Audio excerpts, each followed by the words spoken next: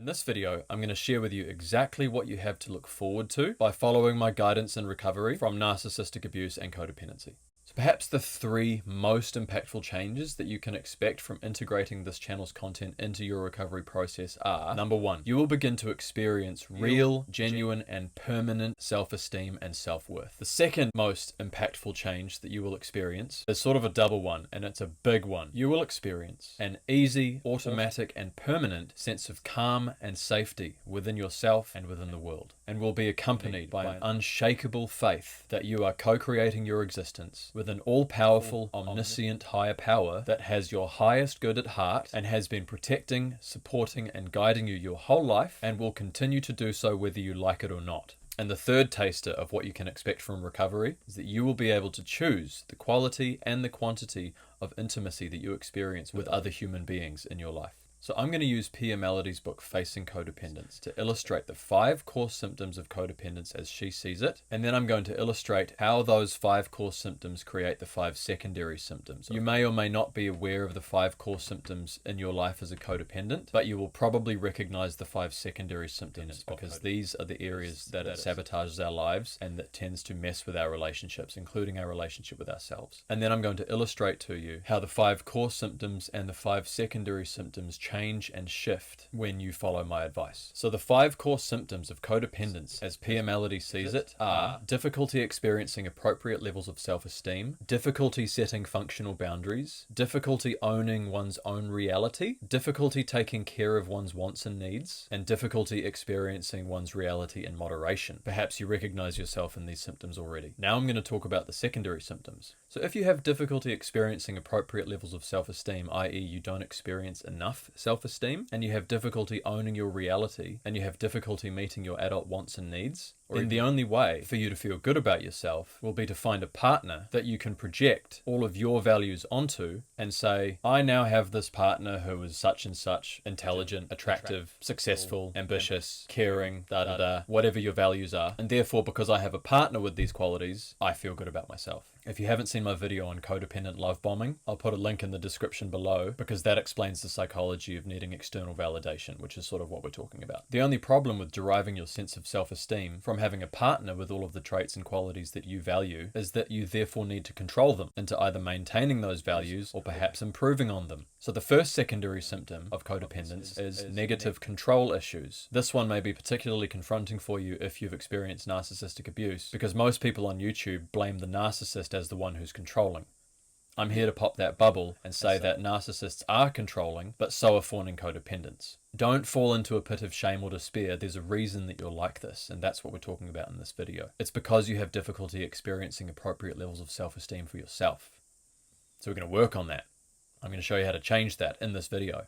If you have difficulty setting functional boundaries, and you have difficulty taking care of your adult wants and needs, then you are likely to make choices that are not in your best interests in your relationships with other people. In other words, if you don't actually own your reality and express how you actually feel about things, out of fear and shame and all of the things that I talk about on this channel, then people will probably cross your boundaries because you haven't communicated them, or you haven't been firm in them. And when people cross your boundaries, it feels like a blow to your self-esteem.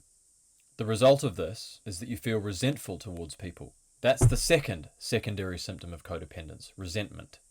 When you recover from codependence, you won't experience resentment towards people anymore. I know that sounds crazy. If you're in a narcissistically abusive relationship, you might feel as though it's impossible to never resent the narcissistic abuser. By listening to my videos and integrating the content of this channel into your being and following my guidance, you can break out of the cycle of resenting people, which is a heavy weight to carry, and you'll be free to actually enjoy your life. And if someone tries to hurt you, either verbally or physically or in any way, you will realize that the pain that they tried to inflict on you is actually pain of their own that they're experiencing that they are trying to displace onto you. If you have difficulty experiencing appropriate levels of self-esteem, i.e. you don't feel enough self-esteem, and you have difficulty having functional boundaries, i.e. you don't have enough boundaries, you're probably going to believe that there either is no God, that there cannot be a God, or if there is a God, he, she, it is a bastard and doesn't care about you, and why should they? Because you're a helpless wretch with no value. This is the third of the secondary symptoms of codependence, having a distorted or non-existent spirituality. I became aware in my own recovery that I was faithless and that was actually painful, as much as it pained me to admit that it was painful. And that perhaps what was even more painful is that I had the sense of a God-shaped hole inside the core of my being, and I felt lost as to what to do about that. As I shared in the intro in this video, when you integrate the content of this channel into your being and follow my recovery guidance, you will automatically experience a new sense of faith in whatever higher power you want to believe in, doesn't matter, but all of a sudden you will begin to feel supported, guided, and protected. And you will know unshakably that you can pray for guidance, solace, serenity, direction, or support, or anything, and then emotionally let it go and trust that if it is in your highest good for that to happen, it will happen. And boy, when it happens in a way that's way more miraculous than you would ever be able to plan. So when you start to see the evidence of this higher power acting in your life, it feels like having superpowers. And there's no limit to how much you can lean on this. It is absolutely incredible.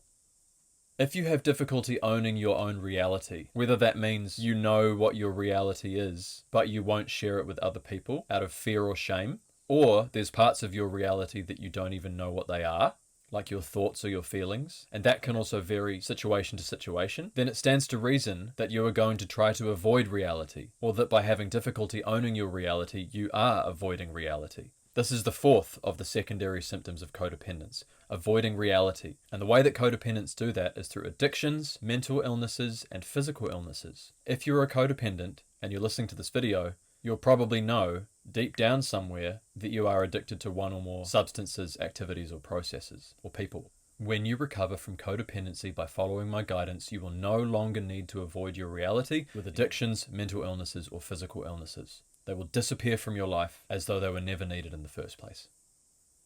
If you have difficulty experiencing appropriate levels of self-esteem, and you have difficulty setting functional boundaries, and you have difficulty owning your reality, and you have difficulty taking care of your adult wants and needs, and you have difficulty expressing your reality moderately, i.e. you fluctuate between extremes, you are going to have difficulty sustaining intimacy with another human being because of your negative control issues and your resentment, etc. So what do we do with all of this information? The core of the problem is difficulty experiencing appropriate levels of self-esteem. If you're listening to this video, it's very unlikely that you experience too much self-esteem. It's far more likely that you don't experience enough self-esteem, or maybe you don't experience any self-esteem. That is the core of the problem here. It's what generates all of the other symptoms of codependence. You feel as though you either have low value or no value as a person. And so to have value, you do your best to understand what other people who you value, and then you become the person who you think that they want or that they value so you can feel valuable or worthy. The problem with that, aside from needing to control them, is that if their values change, or they just happen to decide that they don't value you, you lose your value. If your relationship falls over, you totally fall apart as a human being. Even if you get rejected by a first date, you totally fall apart. You'll find yourself going through life seeking external validation wherever you can get it, having to shapeshift yourself like a chameleon to everyone that you come into contact with. It's exhausting. I believe that the reason that codependents have difficulty experiencing enough self-esteem is because of core symptom number 3, that they have difficulty owning their reality. Codependents believe that if they own and express their full reality, meaning that they express what they actually think and feel about things, that will make them a bad person, that will make them arrogant, or that will make them self-absorbed, or that people won't like them, or that they'll be rejected, or that they'll have no friends, or that it means that they're up themselves, or it means that they're selfish, or it means they don't have any empathy for other people. As I said in my video, recovery from codependency is triggering. These are all superego injunctions. The difficulty that codependents have owning and expressing their full reality is a direct result of a toxified and tyrannical inner critic or superego or programmed internal dialogue that is fueled by trauma-based fear and shame. It creates thoughts in your head and feelings in your body that are rooted in fear and shame that try to convince you that if you actually do start owning your reality, who you are, then you are, or you might be, all of those things that I just mentioned. And those injunctions are likely to be different for you. It depends on what you have learned in your life, the words you have learned, the values that you have. My worst fear was that I actually might be a narcissist. and that if I started owning my full reality, then I would be fully stepping into unhealthy narcissism. The opposite was actually true. That if I started expressing my full reality, then actually I'd be stepping into my healthy narcissism. And that was the problem, that I wasn't actually being narcissistic enough.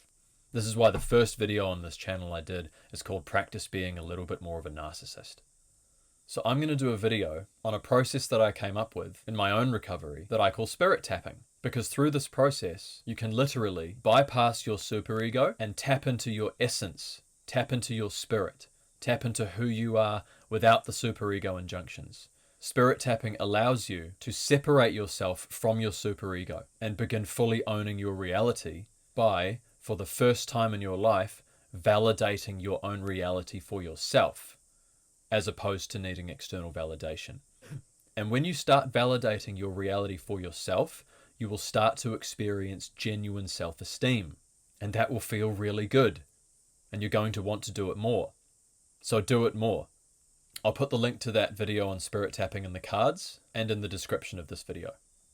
When you start validating your own reality for yourself, and then you start experiencing actual self-esteem, real self-esteem, not other esteem like we talked about before, you will find yourself automatically setting functional boundaries. Because when you actually start to feel good about yourself for who you actually are, you won't take any shit from people. You won't let people push you around anymore, whether it's physically push you around or sexually push you around. But you also won't tolerate emotional or psychological abuse anymore. And you will be able to detect when someone is trying to manipulate or abuse you in real time. And you will be able to tell them to stop without feeling guilty or ashamed for it. When you start actually owning your full reality, what that means is that you will no longer feel ashamed for your wants and needs. You'll be able to admit what you actually want, and you'll be able to own what you actually need in each and every given moment. And so you'll be able to use the resources of your adult mind and body to actually meet your adult wants and needs, whatever they are. So you'll be able to look after yourself better, and because you'll actually be able to admit and therefore go after your wants, you'll start to enjoy your life, and you'll start to make choices that actually make you feel fulfilled. For me, it was starting this YouTube channel. And finally, if you now actually feel good about yourself and you're able to set functional boundaries and you're able to actually own and express your reality in real time and you're able to actually meet your needs and your wants, you won't need to resort to extremities anymore. You'll feel calm and mature because you are, at this point, calm and mature. This is very much a process of maturation where you are not supported to mature appropriately by your parents. You are reparenting yourself with my help. Now obviously, where before you weren't experiencing enough self-esteem and so you needed to control other people in order to feel good about yourself, well, now that you have self-esteem, you will no longer need to control other people. You'll be in control of your own life, you'll be in control of yourself. Pia Mellody calls that positive control. Your negative control issues will disappear. As I mentioned before, when you fully start owning who you really are, if someone tries to project something onto you, like a quality or a trait that you don't agree with about who you are, you won't take it on because you have boundaries now, internal ones, as well as external ones. And so when their criticism doesn't go in, it's like it bounces back to them. And so because it doesn't go in, you don't need to feel resentful towards them. You can realize that any hurt that someone tries to place upon you, you don't have to let that in. And you can see it as belonging to them, not you. So the second of the secondary symptoms of codependence, resentment, goes away as well. That's a massive weight off your shoulders. I highly recommend this recovery process for that reason alone. You adopt the attitude, let narcissists go and self-destruct somewhere else. It's not my problem anymore. When you begin to own your full reality, that means that you're not in fear or in shame of who you are anymore. Which means that you're no longer avoiding your reality because you no longer need to avoid your reality. So whatever addictions or mental illnesses or physical illnesses that you have been using to avoid your reality, whether consciously or unconsciously, they disappear. That is incredibly liberating to experience. I've been addicted to cannabis and pornography for as long as I can remember. And I can safely say that as a result of this process that I'm recommending you follow, which begins and ends with spirit tapping, which we'll talk about in the next video, I now know who I am with certainty and I love myself fully, and it's healthy. So I don't need to avoid myself anymore with these addictions or mental illnesses or physical illnesses. I was addicted to cannabis and pornography. I had severe anxiety and depression for a long time, and debilitating IBS as well. And all of those are completely gone now. Might sound hard to believe. This is where psychology and spirituality and physiology intersect. And as I shared with you in the intro, once you actually come to reclaim who you are, you can be who you are unashamedly, unapologetically, and authentically without needing to control anybody else, and therefore you can allow other people to be who they are without interfering with who they are or without judging who they are, and they can do the same for you, and thus the two of you can actually experience real and lasting intimacy together.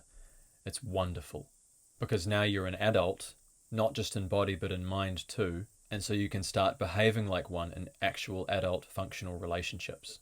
And finally, your distorted or non-existent spirituality will transform into an unshakable and lasting and highly enjoyable connection to a higher power that you can lean on for guidance or solace or serenity or support or direction as little or as often as you like. And that, my friends, is a wonderful thing. If you liked this video or got value from this video, then please like it and subscribe to Flip the Mirror, and also comment below with where you're at in recovery so I can continue improving what I create on this channel. If you're just getting started in recovery, or if you're ready to fast track your recovery and take it to the next level, then book a one-on-one coaching session with me. Sessions are currently $100 for 40 to 80 minutes, depending on what you specifically need help with. The link to that is at the bottom of the description below. Thanks so much for listening, and all the best.